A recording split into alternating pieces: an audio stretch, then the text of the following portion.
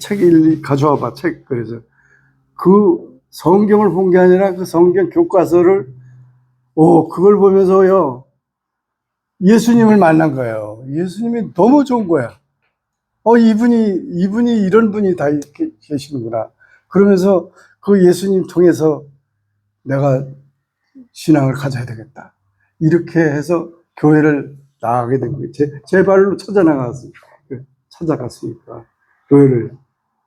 그랬더니 우리 교회, 그게 이제 성결교회죠. 이제 성결교회.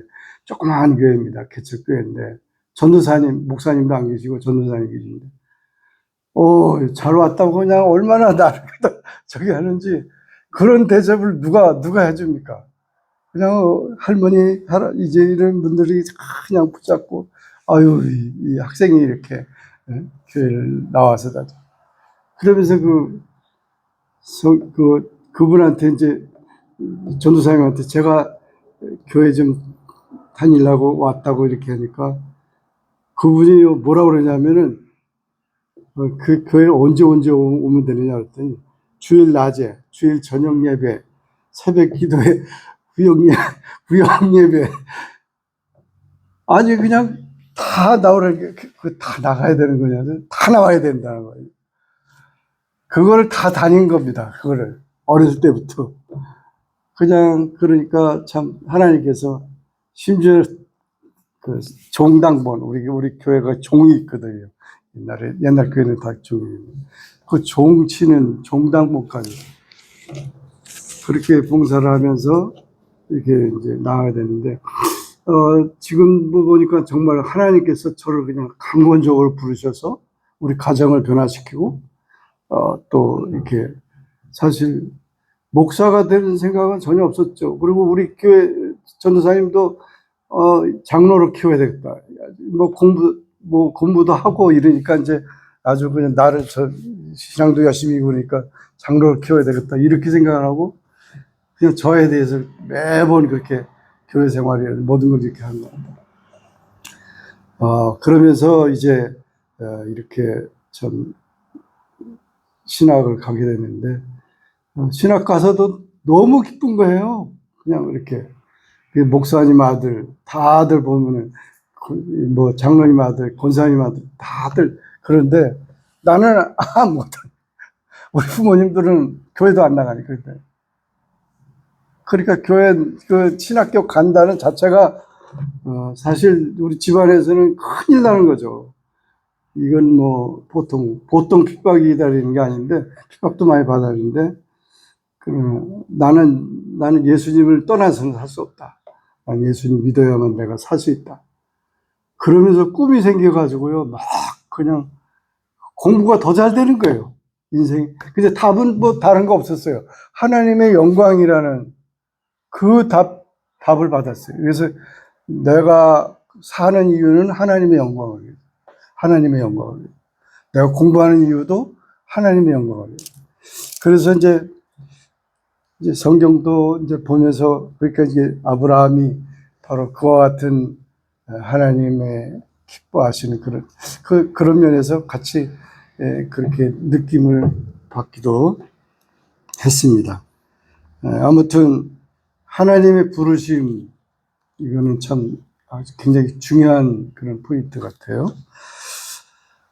그러나 이제 하나님의 부르심을 받고 갔지만은 가나안에 정착을 했을 때 기근이 생겼죠. 그래서 애국으로 피하고 자기 아내를 실질적으로도 이복 누이죠. 누이인데 그렇게 말하는 것이 내가 신변에 안전하다. 그걸로 인해서 결국 큰일 날 뻔했죠. 아내를 빼앗길 뻔한 그런 일이 있지만은 하나님께서 아주 강권적으로 역사를 하셔가지고 보호를 합니다. 그래서 정말 그런 환경, 유목민의 생활이 뭐 뻔하잖아요. 뭐 아무것도 의지할 데가 없는데 그냥 가서 다 몰살당할 수밖에 없는 그런 상황 속에서 이렇게 사례가 좀 희생양이 될 뻔했던 거죠. 그러나 인간의 두려움 속에서도 하나님의 보호하심은 변함이 없었다. 뭐 성경에 나와 있는 얘기는 아니지만 아브라함은 얼마나 정말 그 밤새도록 그냥 눈물로 하나님께 기도했을 것 같아요. 제 신정으로는 그럴 것 같아요. 그러면서 그 시험을 이기고 또 롯과의 분리와 약속의 재확인, 롯과의 목자들의 갈등이라든가, 아브라함은 먼저 양보하고 롯은 소돔 지역으로, 아브라함은 헤브론에 정착하겠다. 믿음은 양보할 수 있는 여호와 신뢰에서 시작된다. 사실 우리가 믿는 자라고 해서 야곱처럼 욕심쟁이가 되는 것이 아니라 사실은 믿음으로 우리가 구원을 얻었다고 한다면 저는 그 성령 체험하면서 구원에 대한 확신을 가질 때 천국에 대한 소망이 너무 강하더라고요. 난 지금 죽어도 난 천국에 갈 수 있다. 이런 그 확신이 있고, 너무너무 기쁘고 마음이 평안하더라고요. 우리가 참, 믿음을 가지면서, 이렇게, 아브라함도 양보할 수 있고, 주는 자가 되고, 내가 욕심쟁이가 돼. 어떻게 예수 믿는 사람들이 더 깍쟁이고, 더 저기하고, 이런 얘기를 들을 때, 그거 아닐 텐데. 이제 그런 생각을 이제 해보는데, 우리가 참 주는 자라고 하는 거는 그 축복의 통로가 되는 거죠. 그러니까, 베풀고, 나누고, 주는 자가. 아무것도 가진 것이 없지만은, 그 통로가 되는 거예요. 우리 어머님은 뭐 가난하게 사셨지만, 우리 어머니 이름이 정오복이에요, 오복. 오복이에요. 그래서, 그 오복, 어떻게 이렇게 이름을 아주 오복으로 아주 제대로 졌는데. 근데 저희 아버지 어머니는 참 훌륭하신 분들이에요. 아주 예수 믿지 않아도 그렇게 인간관계가 너무 좋아. 그냥 모든 사람들한테 축복의 통로가 되는 거예요. 그냥 가족들 다 이렇게 살리고, 뭐 그런 거 다 이렇게 하셨는데, 너무너무 그 인심 좋으니까 사기도 당하시고, 뭐 또 그런 어려움도 당하고 이러잖아요. 그러니까, 그런 면이 있지만은, 그런데 이제 저희 아버님한테 제가 그랬어요. 자꾸 이제 집안에서 아버님은 제가 뭐 공부하라는 말 한마디 하고 없고요. 뭐 잘 하고 있는데 뭐. 그러나 제사는 지내야 된다. 그래서 제사에 대해서 얘기를 했어요. 그래서 이거는 우리 조상들이 와서 이게 드시고 가는 게 아니고 귀신이 와서 하는 거기 때문에 아버님 이거는 저는 신앙을 가진 사람으로서 할 수가 없다고. 이제 그러면서 지금 정말 그러냐 그랬더니 그거 하지 말라 그래요. 그래서 아버님이 딱 보였는데 작은 아버님들이 그냥 계속 그냥 술 취하신 다음에 그냥 뺨딱 때리면서 너 예수쟁이지 너. 그렇게 해서도 그게 뭐 내가 그 믿음을 통해서 고난받는 거 나는 기도합니다. 그리고 계속 근데 놀라운 거죠.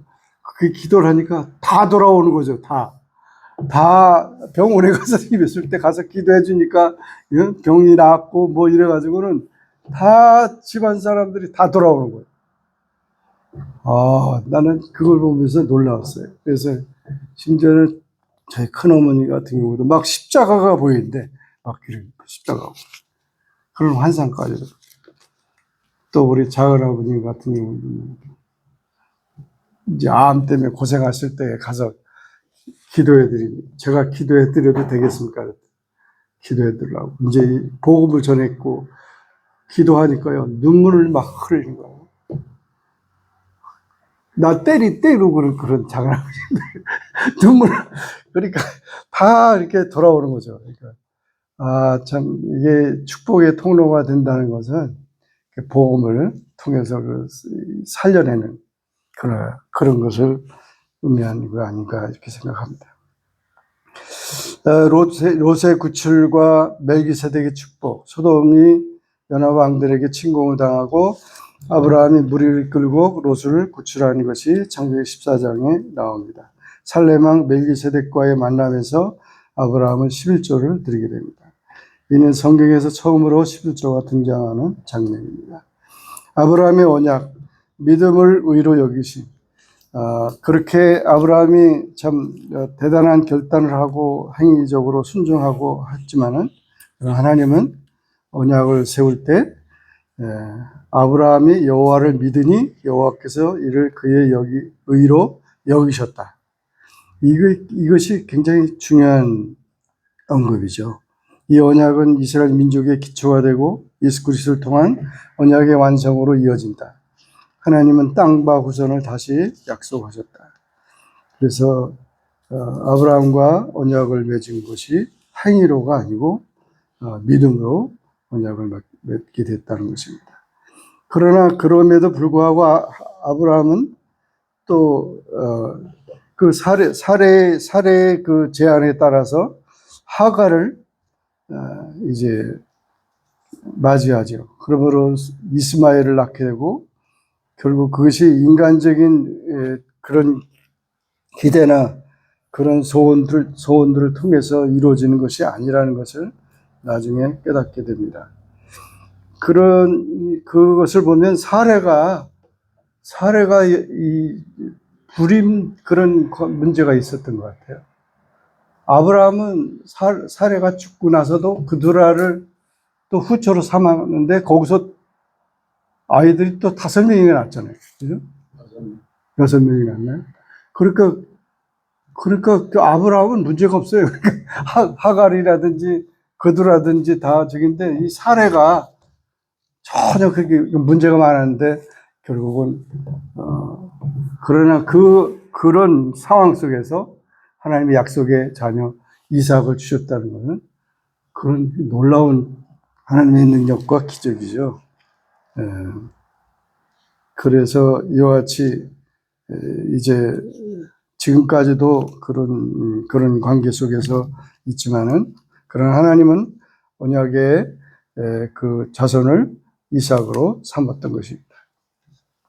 이름 변경과 언약의 표징 할례. 하나님은 아브라함과 공식 언약을 체결하십니다. 하늘의 별처럼 많은 후손과 가나안 땅을 약속하셨고 아브라함을 아브라함으로 사례를 사라로 또 백세의 아들 이삭을 낳을 것이라고 그렇게 했고 할례를 했습니다. 할례라고 하는 것은 중동 지역에서 뭐 많이 있는 것입니다. 그 외에 뭐 이스라엘에게 특별한 게 아니었는데 그러나 특별한 하나님의 그 언약의 표시로다가 할례를 행하게 돼서 결국 하나님의 그런 표적을 헌신하는 표적을 이렇게 삼았던 것이죠. 이것이 결국 뭐 사도 바울을 통해서 신약에서 마음의 할례까지도 나왔으니까 우리가 육신의 할례 그것이 그렇게 중요하다고 한 것보다도 마음의 할례가 하나의 그 육신의 할례는 그림자였을 뿐이었고 마음의 할례가 더 중요하다는 것입니다. 그래서 할례는 하나님의 백성이 그걸 된 정체성을 나타내는 표식이 되었다. 또 새 이름을 받았다. 아브라함이 열국의 아버지라는 뜻인 아브라함으로 바뀌었다. 사레가 열국의 어머니 뜻인 사라로 바뀌었다. 그 외에 많은 무리의 아버지, 하나님의 벗, 선지자, 하나님의 종으로 불려졌다. 야곱도 이스라엘로 바뀌었다. 이와 같이 계명은 사람이 한 것이 아니라 하나님께서 주신 것이다. 새 이름을 가진다는 것은 새 사람이 된다는 것이다. 이름은 신분을 말한다. 아름답게 살아야 합니다. 우리도 하나님의 자녀답게 살아야 합니다.